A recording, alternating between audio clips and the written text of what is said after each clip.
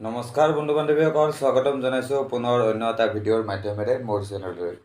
বন্ধু বান্ধৱীসকল, আজি কথা পাতিম পিতৃদোষ সম্পৰ্কে। অৰ্থাৎ পিতৃদোষ কি, একচুৱেলি আমাৰ পিতৃ বুলি ক'লে বা পিতৃ বুলি ক'লে আমি কাক বুজিব লাগে, ঠিক আছে। পিতৃদোষ মানে কি আৰু পিতৃদোষ থাকিলে কি কি লক্ষণেৰে আপোনালোকে বুজিব পাৰিব যে আপোনালোকৰ ওপৰত পিতৃদোষ আছে বা আপোনালোকৰ ঘৰত পিতৃদোষ আছে বা আপোনাৰ ওপৰত পাৰ্টিকুলাৰ পিতৃদোষ আছে। ইয়াৰ কিছুসমূহ লক্ষণ আছে। সেই লক্ষণসমূহ যদি আপোনালোকে দেখা পায় তেতিয়াহ'লে নিশ্চয় বুজিব পাৰিব যে আপোনালোকে পিতৃদোষৰ দ্বাৰা আপোনালোক এফেক্টেড বা পিতৃদোষত আপোনালোক ভুগি আছে। আৰু আজি কম এই পিতৃদোষ দূৰ কৰাৰ কেইটামান সৰু সৰু উপায়ৰ সম্পৰ্কে, যিবিলাক উপায় আপোনালোকে ঘৰতে কৰি লৈ আপোনালোকৰ পিতৃদোষ নিবাৰণ কৰিব পাৰিব, ঠিক আছে। এতিয়া বন্ধু বান্ধৱীসকল, দেৰি নকৰোঁ, আৰম্ভ কৰি দিছোঁ আজিৰ ভিডিঅ'টো। তাৰ আগতে এজ ইউজুৱেল ৰিকুৱেষ্ট, সদায় যেনেকৈ কৰোঁ, যোনে এতিয়ালৈকে মোৰ চেনেলটো ছাবস্ক্ৰাইব কৰা নাই কিন্তু ভিডিঅ' উপভোগ কৰি আহিছে বা চাই আহিছে, সেইসকলে অনুগ্ৰহ কৰি মোৰ চেনেলটো ছাবস্ক্ৰাইব কৰি লওক। আৰু যোন মোৰ চেনেলত নতুনকৈ আহিছে সেইসকলেও অনুগ্ৰহ কৰি চেনেলটো ছাবস্ক্ৰাইব কৰি ল'ব। আৰু শেষত যদি মোৰ ভিডিঅ'টো ভাল লাগে তেতিয়াহ'লে ভিডিঅ' লাইক আৰু শ্বেয়াৰ কৰিবলৈ নাপাহৰিব, কাৰণ আপোনাৰ শ্বেয়াৰে হয়তো কোনোবা এনেকুৱা এজন ব্যক্তিৰ ওচৰলৈ মোৰ ভিডিঅ'টো পঠিয়াই দিব পাৰে যিজন ব্যক্তিক হয়তো মোৰ এই ভিডিঅ'টোৰ অত্যাধিক প্ৰয়োজনীয়তা আছে তেখেতৰ জীৱনত, আৰু মোৰ এই ভিডিঅ'ৰ দ্বাৰা তেখেতসকল কিছু পৰিমাণে হ'লেও উপকাৰিত হ'ব পাৰিব বা লাভান্বিত হ'ব পাৰিব। আৰু তেতিয়া কি হ'ব বন্ধু বান্ধৱীসকল, আশীৰ্বাদ আপোনালোকেই পাব। তো বন্ধু বান্ধৱীসকল, আৰম্ভ কৰিছোঁ পিতৃদোষ সম্পৰ্কে। পিতৃদোষ সম্পৰ্কে কোৱাৰ আগতে বন্ধু বান্ধৱীসকল প্ৰথমতে ক'ব লাগিব যে পিতৃ একচুৱেলি কি, পিতৃ কোন হয়, আপোনালোকৰ কোন গৈ পিতৃ হয়, আৰু পিতৃটো একচুৱেলি কি হয়। পিতৃ আমি আগতে পিতৃ আৰু মাতৃ, পিতৃ মানে পিতা আৰু মাতৃ মানে মা, আমি এই দুটা বস্তুৱে জানো, নহয় জানো। কিন্তু মই এতিয়া পিতৃৰ কথা পাতি থকা নাই, মই এতিয়া পাতি আছোঁ পিতৃৰ কথা, ঠিক আছে। পিতৃ মানে হ'ল পূৰ্বপুৰুষ, পিতৃপুৰুষ, ঠিক আছে। কিন্তু সকলোবিলাক পূৰ্বপুৰুষে জানো আমাৰ পিতৃ হয়? নিশ্চয় নহয়। ইয়াৰ উত্তৰ হ'ল নহয়। এতিয়া আচলতে পিতৃটো কি? পিতৃ হ'ল এক প্ৰকাৰ যোনি, যেনেকৈ ভূত প্ৰেত, এইটো এক প্ৰকাৰ যোনি। মৃত্যুৰ পিছত আত্মা ভূত প্ৰেত হয়, মৃত্যুৰ পিছত আত্মা আপোনাৰ মোক্ষ লাভ কৰে, মৃত্যুৰ পিছত আত্মাই আপোনাৰ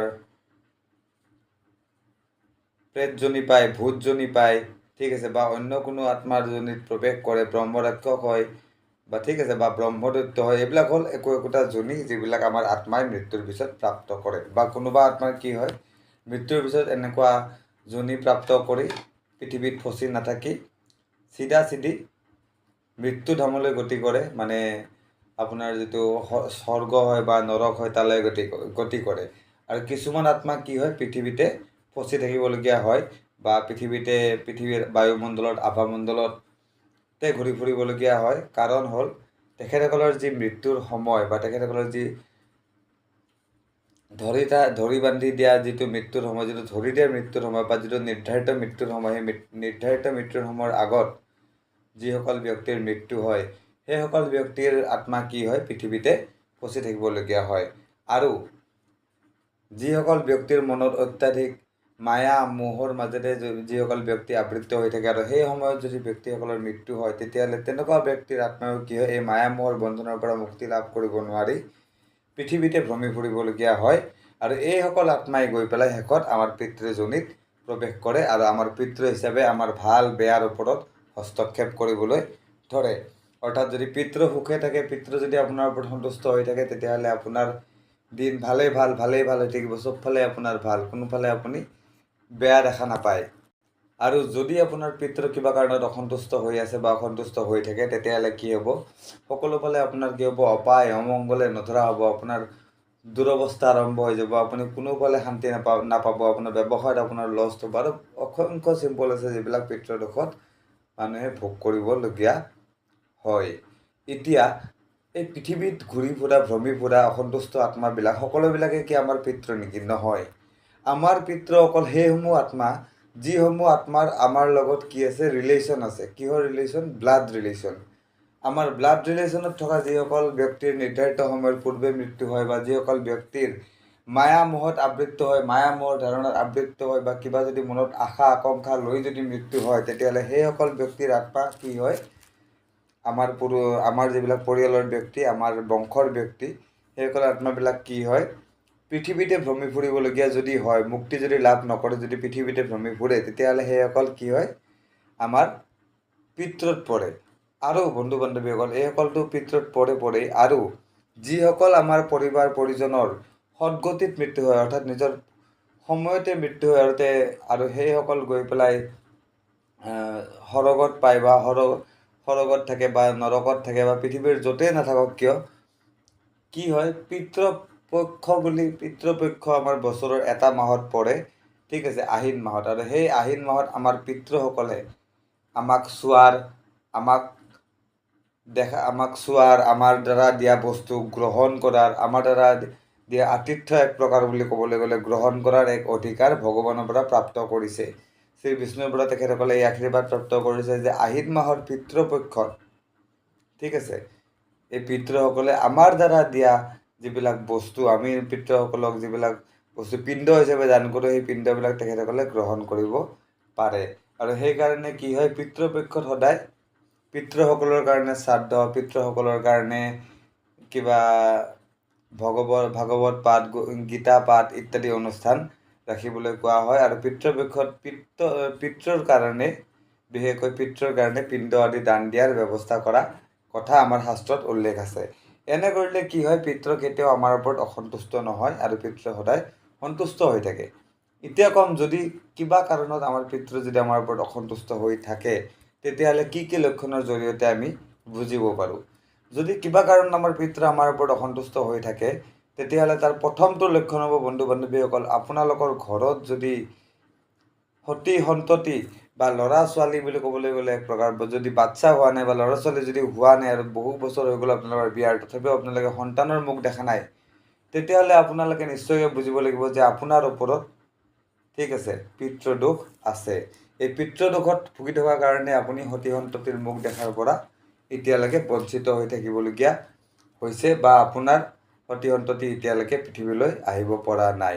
এইটো একমাত্ৰ কাৰণ পিতৃদোষ। হয়তো পিতৃদোষ নহ'বও পাৰে যদি আপোনাৰ কিবা ধৰণৰ মেডিকেলৰ যদি অসুবিধা আছে বা মেডিকেলজনিত যদি কিবা প্ৰব্লেম আছে, কিন্তু যদি কোনো তেনেকুৱা ধৰণৰ প্ৰব্লেম নাই, আপোনালোকে যদি ডক্তৰকো দেখুৱাইছে, সকলো ফালে দেখুৱাইছে, চব ঠিক আছে, কিন্তু তথাপিও আপোনালোকৰ ঘৰত কি হৈছে, সন্তান জন্ম হোৱা নাই, তেতিয়াহ'লে নিশ্চয়কৈ বুজিব আপোনালোক পিতৃদোষৰ দ্বাৰা এফেক্টেড হৈ আছে।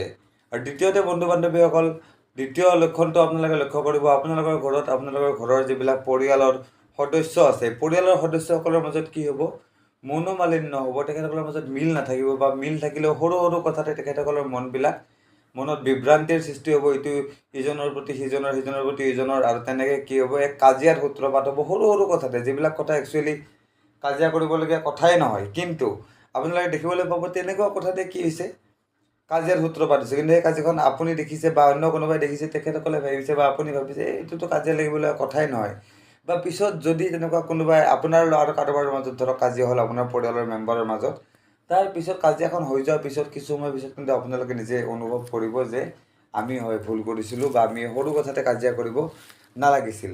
এনেকুৱা যদি আপোনালোকৰ লগত হৈ আছে বন্ধু বান্ধৱীসকল, তেতিয়াহ'লে আপোনালোকে বুজিব লাগিব যে আপোনালোকে পিতৃদোষৰ দ্বাৰা এফেক্টেড হৈ আছে বন্ধু বান্ধৱীসকল, ঠিক আছে।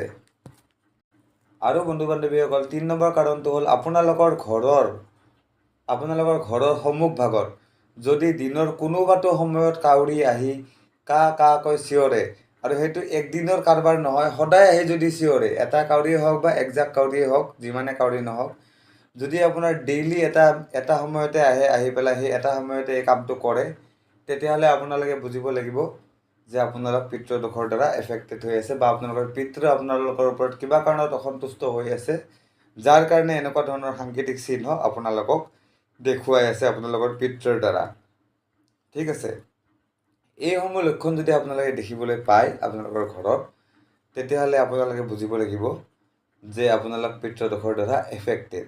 আৰু এনেকুৱা যদি হয় যে আপুনি দিয়া আহাৰ বা আপুনি দিয়া ৰুটি বা আপুনি দিয়া কিবা খোৱা বস্তু যদি আপুনি গৰুক দিছে, আপুনি পৰীক্ষা কৰি চাব পাৰে যে আপুনি পিতৃদোষত এফেক্টেড হৈ আছে নে নাই। আপুনি কি কৰিব, ৰাতিপুৱা শুই উঠিয়ে যিটো আপোনালোকৰ খোৱাৰ কাৰণে আহাৰ বনাব, ব্ৰেকফাষ্ট মানে যিটো ৰুটি চুটি এনেকৈ বনাই নহয়, যদি বনাই, ৰুটিৰ পৰা কি কৰিব, প্ৰথম খোৱাৰ আগতে প্ৰথমখন ৰুটি গৰুৰ কাৰণে থৈ দিব আৰু তাৰপিছত এইখন দি আপুনি গৰুক খুৱাবলৈ চেষ্টা কৰিব। যদি গৰু নহয় আপোনালোকৰ ঘৰৰ যদি হয় ঘৰৰ, বাহিৰৰ যদি হয় বাহিৰৰ। যদি গৰুটোৱে একেবাৰতে ৰুটিখন খাই লয় তেতিয়াহ'লে আপুনি বুজিব যে আপোনালোকে পিতৃদোষৰ দ্বাৰা এফেক্টেড নাই। আৰু যদি গৰুৱে মুখখন ঘূৰাই দিয়ে বা আপোনাৰ খাদ্যটো গ্ৰহণ নকৰে, ঠিক আছে, তেতিয়াহ'লে আপোনালোকে বুজিব যে আপোনালোকৰ ওপৰত পিতৃদোষ আছে। এইটোৰ জৰিয়তে, এই ক্ৰিয়াটোৰ জৰিয়তে আপোনালোকে কি কৰি চাব পাৰিব, নিজে নিজে প্ৰমাণ কৰি চাব পাৰিব যে আপোনালোকে পিতৃদোষত এফেক্টেড হয় নে নহয়। বা কিয় লক্ষণ আপোনালোকে যদি ধৰিব পাৰাও নাই ঘৰত, ঠিক আছে, ধৰিব পৰা নাই, কিবা কিবি ক্ষেত্ৰত বিজি হৈ থাকে আপোনালোকে, এইবিলাক লক্ষণ থাকিলে ধৰিব নোৱাৰিবও পাৰে। কিন্তু এইটো যিটো মই কাম কৰিলোঁ, এই কামটো কৰিলে কি হ'ব, আপোনালোকে ডাইৰেক্ট হুবহু প্ৰমাণ পাই যাব, হাতে হাতে প্ৰমাণ পাই যাব যে আপোনালোক পিতৃদোষৰ দ্বাৰা এফেক্টেড হৈ আছে নে নাই। এতিয়া বন্ধু বান্ধৱীসকল কম কেইটামান উপায়ৰ বিষয়ে, যিকেইটা কৰিলে কি হ'ব, আপোনালোকে পিতৃদোষৰ পৰা মুক্তি পাব পাৰিব যদি আপোনালোকে পিতৃদোষত এফেক্টেড হৈ আছে, ঠিক আছে। সেই উপায়কেইটাৰ ভিতৰত প্ৰথম উপায়টো হ'ল আপোনালোকে কি কৰিব লাগিব, অমাৱস্যাৰ দিনা, প্ৰত্যেক মাহতে এটা অমাৱস্যা, প্ৰত্যেক মাহতে অমাৱস্যা আহে, পূৰ্ণিমা আহে। সেই অমাৱস্যাৰ দিনা আপোনালোকে কি কৰিব লাগিব, পিতৃৰ কাৰণে, ঠিক আছে, পিতৃৰ কাৰণে আপোনালোকৰ পিতৃৰ কাৰণে পিণ্ড এক্সট্ৰাকৈ উলিয়াই থোৱাৰ ব্যৱস্থা কৰিব লাগিব। অমাৱস্যাৰ দিনা আপোনালোকে ৰাতিপুৱা স্নান কৰি উঠি, যিদিনাখন অমাৱস্যা সেইদিনাখন ৰাতিপুৱা স্নান ধান কৰি উঠি নিজে আহাৰ গ্ৰহণ কৰাৰ আগতে আপোনাৰ পিতৃৰ কাৰণে যি আহাৰ, সেই আহাৰখিনি আপোনালোকে পিতৃক দিব লাগিব। আৰু সেইটো কেনেকৈ আৰু ক'ত দিব, আপোনালোকে যিকোনো এডাল আহঁত গছৰ তল বিচাৰি ল'ব বা বট গছৰ তল বিচাৰি ল'ব, তাতে আপোনালোকৰ পিতৃৰ কথা চিন্তা কৰি বটগছৰ তলখন অলপমান, তলিটো অলপমান পানী দি, বা আহঁত গছৰ তলিখিনি য'ত মাটিখিনি অলপমান পানী দি লিপি দিব। লিপি পেলাই তাৰ ওপৰত এখন কলপাত দি, তাৰ ওপৰত পিতৃৰ কাৰণে যিখিনি ভোগ, যি আপুনি খায় সেইখিনি পিতৃৰ কাৰণে দিব। খালি আপুনি খোৱাৰ আগতে পিতৃৰ কাৰণে আগবঢ়াই দিব, সেইটোৱে কথা। যি আপুনি খায় সেই ভোগে পিতৃৰ কাৰণে দিব। সেইখিনি কি কৰিব, আপোনালোকে কলপাতখনত দি পেলাই পিতৃৰ কথা চিন্তা কৰি বা পিতৃৰ কথা স্মৰণ কৰি ওম পিতৃভ্যই নমো নমঃ বুলি মন্ত্ৰটো উচ্চাৰণ কৰি আপোনালোকে আহঁত গছেই হওক বা বটগছেই হওক বা অন্য কোনো ডাঙৰ গছ হওক, ডাঙৰ গছ বিচাৰি ল'ব। সেই ডাঙৰ গছৰ তলত, কলপাতৰ তলত মই কোৱা ধৰণে মাটিখিনি পানী দি ভালকৈ মুচি, পৰিষ্কাৰকৈ মুচি, কলপাতখন তাৰ ওপৰত থৈ তাৰ ওপৰত পিণ্ডটো দিব। দি পেলাই তাতে অকণমান ডিছপ'জেল গ্লাছ এটা লৈ যাব, ডিছপ'জেল গ্লাছত 1 গিলাচ পানী আৰু এই পিণ্ডখিনি থৈ আপোনালোকে তাৰ পৰা গুচি আহিব, পিছফালে ঘূৰি নোচোৱাকৈ আহি পেলাই আপোনালোকে নিজৰ আহাৰ গ্ৰহণ কৰিব পাৰে আৰু নিজৰ দৈনন্দিন কাম কৰিব পাৰে। এনেকৈ যদি আপোনালোকে 7টা অমাৱস্যা কৰে, পিতৃৰ কাৰণে যদি আপোনালোকে পিণ্ড দিয়ে 7 অমাৱস্যা, তেতিয়াহ'লে আপোনালোকে যিকোনো ধৰণৰ ডাঙৰতছে ডাঙৰ পিতৃদোষৰ পৰা আপোনালোকে মুক্তি লাভ কৰিব পাৰিব, ঠিক আছে। আৰু যদি আপোনালোকে সেইটো কৰিবলৈ অপৰাগ, তেতিয়াহ'লে আপোনালোকে কি কৰিব পাৰে, পিতৃদোষ নিবাৰণৰ হকে অমাৱস্যাত পিতৃৰ কাৰণে আপোনালোকে কি কৰিব লাগিব, পূজা কৰিব লাগিব। পিতৃ পূজন বুলি এটা পূজা আছে, এই পিতৃ পূজন কৰিব লাগিব, ঠিক আছে। এই পিতৃ পূজন আপোনালোকে যিকোনো পণ্ডিতৰ হতে কৰাব পাৰে, সেইটো আপোনালোকৰ ঘৰত মাতিও কৰাব পাৰে বা পণ্ডিতে আজিকালি নিজৰ জেগাতে কৰি দিয়ে, তেনেকৈও কৰাব পাৰে, ঠিক আছে। আৰু যদি আপোনালোকে এইটো বস্তু মোৰ দ্বাৰা কৰাব বিচাৰিছে, তেতিয়াহ'লে আপোনালোকে মোৰ দ্বাৰাও কৰাব পাৰে। মোৰ যিটো হোৱাটছএপ নম্বৰ ডিছক্ৰিপশ্যনত দিয়া থাকিব বা ভিডিঅ'ৰ স্ক্ৰীণতো মই লগাই দিম, তাতেও মোৰ হোৱাটছএপ নম্বৰটো থাকিব। তাতে আপোনালোকে এনেকুৱা ধৰণৰ পিতৃদোষ নতুবা অন্য কোনো যদি গ্ৰহদোষ জনিত সমস্যাত জৰ্জৰিত আছে বা অন্য কোনো যদি আপোনালোকৰ সমস্যাত জৰ্জৰিত আছে, তেতিয়াহ'লে আপোনালোকে কি কৰিব পাৰে, মোৰ হোৱাটছএপত আপোনালোকে মোৰ লগত যোগাযোগ কৰি কনচাল্ট কৰিব পাৰে আপোনালোকৰ অসুবিধা সম্পৰ্কে, ঠিক আছে। আৰু তৃতীয়তে কি কৰিব বন্ধু বান্ধৱীসকল, আপোনালোকে এটা নিয়ম বনাই ল'ব যে প্ৰত্যেক বছৰৰে আহিন মাহত যিটো পিতৃপক্ষ আহে, সেই পিতৃপক্ষত আপোনালোকে সদায় নিৰামিষ ভোজন কৰিব আৰু পিতৃৰ কাৰণে সদায় আপোনালোকে কি কৰিব, পিণ্ড, মই যেনেকৈ ক'লোঁ আগুৱাই দিবলৈ বা পিণ্ড আগতে দিবলৈ, পিছত খাদ্য গ্ৰহণ কৰিবলৈ, তেনেকুৱা হিচাপত আপোনালোকে পিণ্ড দিব আৰু খাদ্য গ্ৰহণ কৰিব এই পিতৃপক্ষৰ মাহটো। আৰু 7টা অমাৱস্যা মই যেনেকুৱা ধৰণে ক'লোঁ তেনেকুৱা ধৰণে আপোনালোকৰ পিতৃক পিণ্ড দিব। চাব আপোনালোকৰ পিতৃদোষ জনিত যিকোনো সমস্যাৰ পৰা আপোনালোকে অতি সহজে মুক্তি লাভ কৰিব পাৰিব, ঠিক আছে বন্ধু বান্ধৱীসকল। তো আজিলৈকে ইমানেই। যদি মোৰ ভিডিঅ' ভাল লাগিল তেতিয়াহ'লে লাইক আৰু শ্বেয়াৰ কৰিবলৈ নাপাহৰিব। আৰু আপোনালোকৰো যদি এনেকুৱা কিবা পিতৃদোষজনিত সমস্যা নতুবা অন্য কোনো গ্ৰহদোষজনিত সমস্যা নতুবা অন্য কিবা সমস্যাত ভুগি আছে তেতিয়াহ'লে আপোনালোকে সেই সমস্যাৰ বিষয়ে কনচাল্ট কৰিবলৈ মোৰ লগত মোৰ হোৱাটছএপ নাম্বাৰত যোগাযোগ কৰিব পাৰে, যিটো অলৰেডি মই স্ক্ৰীণত দি দিছোঁ ভিডিঅ'ত, আৰু ডিছক্ৰিপশ্যনতো নাম্বাৰটো আপোনালোকে পাই যাব বন্ধু বান্ধৱীসকল। তো আজিলৈকে ইমানেই, ধন্যবাদ।